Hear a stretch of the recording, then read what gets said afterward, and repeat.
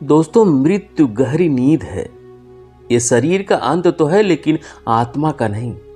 इसलिए मृत्यु से कभी डरना नहीं चाहिए। दोस्तों, आज की कहानी शुरू करने से पहले आप सभी भाई बहन, सभी दोस्त, बच्चे, बड़े बुजुर्ग, आप जितने लोग भी मुझे सुन रहे हैं, आप सभी लोगों से मैं कुछ रिक्वेस्ट करना चाहता हूं। और मेरा रिक्वेस्ट, मेरा निवेदन आप लोगों से यही है कि मैं अपने और 2 चैनल का लिंक डिस्क्रिप्शन में दे रहा हूं। उस चैनल पे भी आप लोगों को मोटिवेशनल स्पीच और बुद्ध की ज्ञानवर्धक कहानियां सुनने को मिलेंगी। तो आप लोग इसी प्रकार मेरे दूसरे चैनल को भी सब्सक्राइब करें, मुझे सपोर्ट करें, ताकि हम आप लोगों से हमेशा जुड़े रहें। मुझे आप लोगों की सपोर्ट की ज़रूरत है दोस्तों। मैं बहुत उम्मीद के साथ आप सबसे रिक्वेस्ट कर रहा हूं। दोस्तों, आप लोग मेरे दूसरे चैनल को सब्सक्राइब करके प्लीज़ मुझे सपोर्ट ज़रूर करें।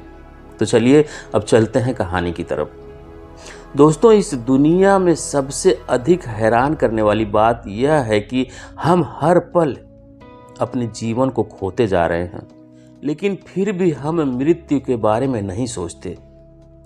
मृत्यु को अंत समझने वाले लोग इसे दुख के भाव में देखते हैं, लेकिन जो लोग सच की अनुभूति कर चुके हैं, उनके लिए ये उल्लास और हर्ष का विषय होता है। मृत्यु एक स्वतंत्रता है जो आत्मा को मिलती है। दोस्तों, सृष्टि के विधान में जन्म के साथ मृत्यु का अनिवार्य योग निश्चित है। महापुरुषों का कहना है कि मृत्यु की भी उपयोगिता है। इसीलिए ईश्वर ने मृत्यु का विधान रचकर मनुष्य पर बहुत ही उपकार किया है। मृत्यु जीवन का अंतिम सत्य है, उसे टाला नहीं जा सकता है। काल के आगे किसी का भी वश नहीं चलता है, हर कोई बेबस हो जाता है। संसार का सबसे अधिक धनवान, राजा, रंक, फकीर, हर कोई मृत्यु से मुक्ति पाने में असमर्थ है। कोई भी मृत्यु से जीत नहीं सकता, और कोई जीत भी ले तो यह उसके लिए सबसे बड़ी हार ही होगी। दोस्तों, मृत्यु पर विजय या अमरत्व की कल्पना वरदान नहीं है, अभिशाप है। ऐसे समय में जब विज्ञान मनुष्य को अमर बनाने में लगा हुआ है, सबसे खास सवाल यही है कि क्या यह अमरता मनुष्य के लिए एक सीमा के बाद भयानक साबित नहीं होगी? अभी तक चले आ रहे जीवन को और उसके किसी भी पक्ष को हम ठीक से संभाल नहीं सकते, मगर फिर भी खुद को अमर बनाए रखना चाहते हैं। दोस्तों, एक बार किसी महिला के पुत्र की मौत हो गई और उसने अपने मृतक पुत्र को गोद में लेकर भगवान बुद्ध के पास गई। उस महिला ने भगवान बुद्ध से कहा, हे भगवान, मेरे बच्चे को जिंदा कर दीजिए। भगवान बुद्ध ने उससे कहा कि तुम गांव में जाओ और एक पोशाक लेकर आओ, और ध्यान रहे कि उस घर से लाना जिसके घर में किसी की मृत्यु ना हुई हो। उस महिला ने पूरे गांव में जितने भी घर थे, हर घर में गई, पर उसे ऐसा एक भी घर नहीं मिला जिसमें किसी की मृत्यु ना हुई हो। तो दोस्तों, उसके पीछे एक बहुत बड़ा सत्य छिपा है, और वह सत्य है कि जीवन के साथ मृत्यु अनिवार्य रूप से जुड़ी हुई है। मृत्यु हमारे जीवन से जुड़ा बहुत बड़ा सत्य है।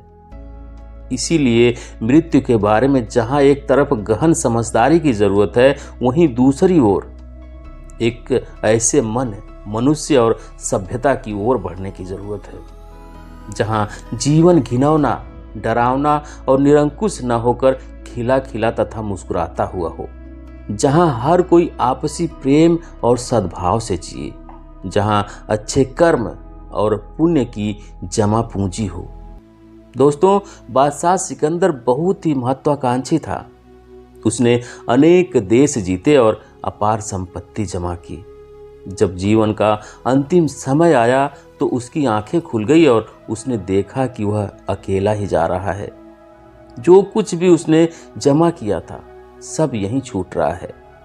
जो साथ जा सकता है वह अच्छे कर्म, अब कैसे बटोरा जाए? तब उसने अपने दीवान को बुलाया और कहा कि मैं मर जाऊं और मुझे दफन करने ले जाएं, तो मेरे दोनों हाथ कफन से बाहर निकाल देना।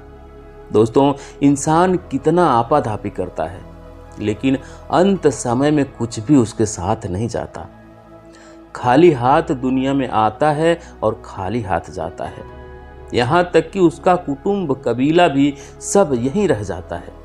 इसलिए जीवन का हर एक पल अच्छे कार्यों में लगाना चाहिए। इसलिए ईश्वर ने मृत्यु को भय से निर्मित किया है। संत महात्मा ने भी कहा है कि यदि मनुष्य को मृत्यु का भय नहीं रहता तो वह कभी बुरे कर्मों से बचने का प्रयास ही नहीं करता। उसके पाप पराकाष्ठा तक पहुंच जाते। वह ईश्वर के प्रति भक्ति भावना नहीं रखते। वह सदैव यही सोचते कि मैं तो अमर हूं, असीमित वर्षों तक जो भी चाहूं कर सकता हूं। मृत्यु का भय ही उसे दुष्कर्मों की ओर जाने से रोकता है। न जाने कब मृत्यु आ जाए, इसके कारण मनुष्य अच्छे कार्य करता है। जरा सोचिए कि मृत्यु का भय होने के बाद भी पृथ्वी पर इतना आतंक, भ्रष्टाचार, हिंसा, बलात्कार आदि बुराइयां व्याप्त हैं, तो इस भय के अभाव में इस संसार की क्या दशा होती। वस्तुतः मृतक के परिजन अपने स्वास्थ्य के वशीभूत होकर रुदन करते हैं, अन्यथा संसार में कितने लोग रोज मृत्यु को प्राप्त होते हैं, उन पर कोई दूसरा आंसू नहीं बहाता। कर्मों के कारण हम एक दूसरे से जुड़े हुए हैं और कर्मों का हिसाब किताब पूरा हो जाने पर हम सब रिश्ते नाते तोड़कर संसार से कूच कर जाते हैं। इस तरह हमारा जन्म जहां संबंधों को जोड़ता है, वहीं मृत्यु संबंधों को तोड़ता है। अज्ञानतावश व्यक्ति अपने संबंधों को शाश्वत मान लेता है और उनके टूटने पर शोकग्रस्त हो जाता है। दुनिया में सब कुछ एक अंत की ओर बढ़ता दिखाई देता रहा है। सब कुछ एक अनंत प्रक्रिया का हिस्सा है, जहां प्रत्येक आरंभ में अंत और अंत में आरंभ छिपा है। हमारे ऋषि मुनियों ने मृत्यु को भय नहीं, सौंदर्य का सबसे शुद्ध रूप मानते हैं और मृत्यु को आदर्श रूप में स्वीकारते हैं। ऐसी मृत्यु के साथ जीवन अपनी सरलता और निर्दोषता की ओर लौटता है, स्थूल से सूक्ष्म की ओर बढ़ता है और पदार्थ से अणु हो जाने की यात्रा तय करता है।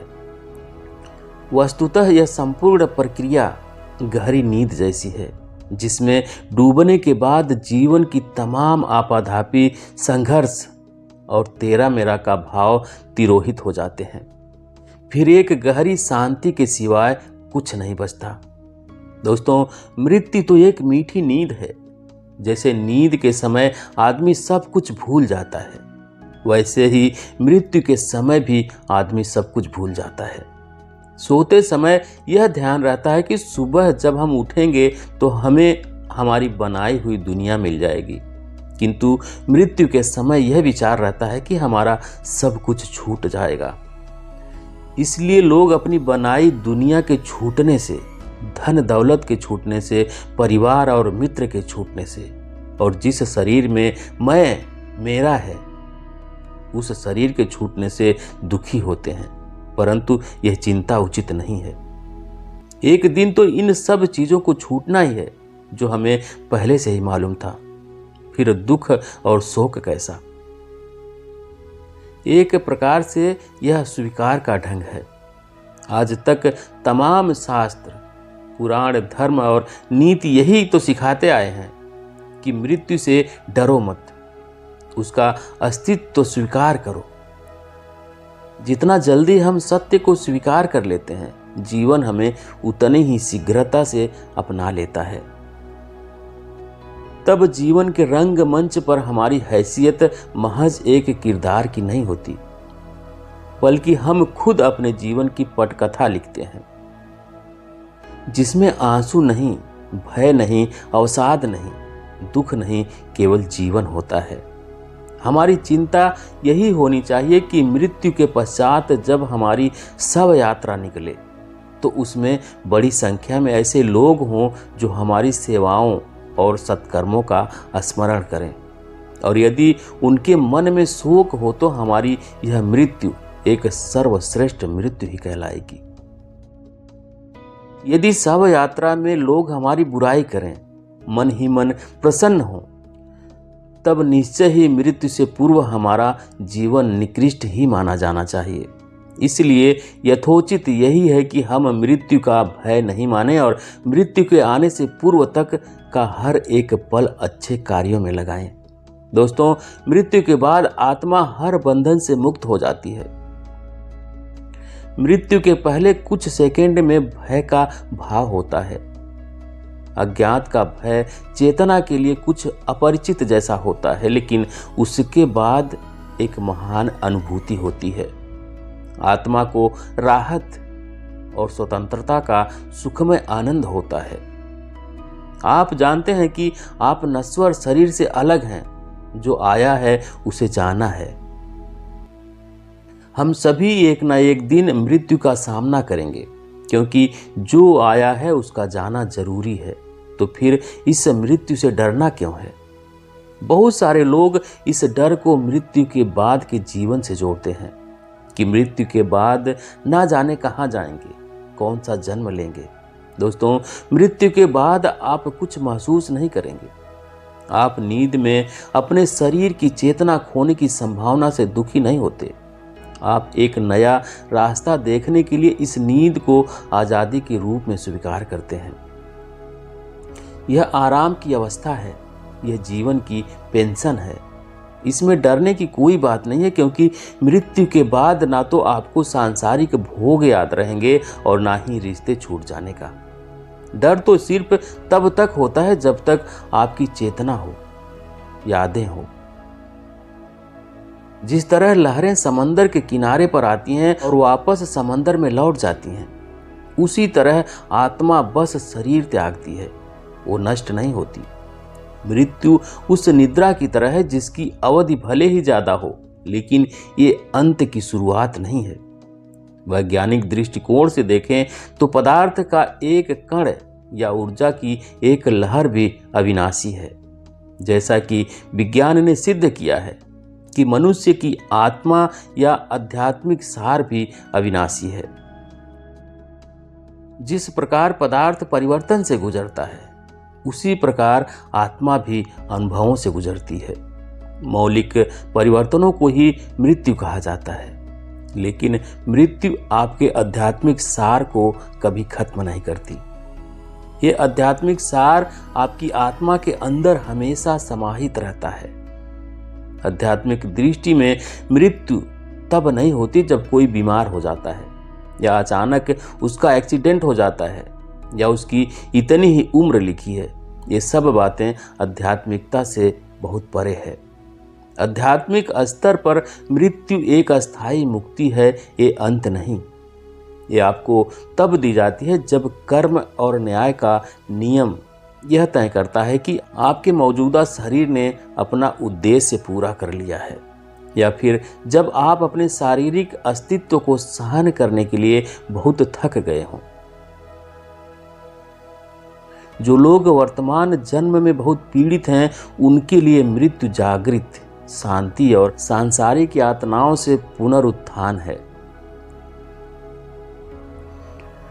आपने देखा होगा कि बुजुर्गों की मृत्यु के बाद कई परिवारों में बड़े स्तर पर भोज का आयोजन होता है। रोने चिल्लाने की जगह लोग हर्ष मनाते हैं कि घर के बुजुर्ग को मुक्ति मिली। वास्तव में बुजुर्गों के लिए मृत्यु जीवन भर चले संघर्ष के बाद की पेंशन है। मृत्यु एक योग विश्राम है। कई बार ऐसा होता है कि हम जब किसी युवा या किसी बच्चे की मृत्यु को देखते हैं तो दिल दुख से भर जाता है। हम ईश्वर को कोसने लगते हैं कि ये कैसा न्याय है। कई बार ऐसा भी होता है कि किसी बहुत अच्छे कर्मों वाले व्यक्ति की अचानक मौत हो जाती है। तब हमें लगता है कि ये कर्मों का सिद्धांत फेल है। हमें ईश्वर की योजना, उसके प्लान क्रूर लगने लगते हैं। कई बार तो हम ईश्वर से बहुत गुस्सा हो जाते हैं। तब हम कल्पना भी नहीं कर पाते कि ईश्वर दयालु है। लेकिन जैसे ही आप ज्ञान की दृष्टि से मृत्यु को देखते हैं तो आपको दिखता है कि मृत्यु सिर्फ सांसारिक भोग से छुटकारा है। आध्यात्मिक लोग इसे उत्सव की तरह मनाते हैं, क्योंकि उन्हें पता है कि ये सिर्फ शरीर का अंत है। आत्मा तो अजर है, अमर है। दोस्तों, ये थी आज की कहानी। आपको कैसी लगी कमेंट करके ज़रूर बताएं। और दोस्तों, मेरे दोस्त चैनल का लिंक डिस्क्रिप्शन बॉक्स में आपको मिल जाएगा, उस पर ज़रूर जाएं, मुझे सपोर्ट ज़रूर करें, चैनल को सब्सक्राइब करें, बेल आइकन भी प्रेस कर लें ताकि आने वाली सभी वीडियो का नोटिफिकेशन आप सबको हमेशा मिलता रहे। वीडियो देखने के लिए बहुत बहुत धन्यवाद।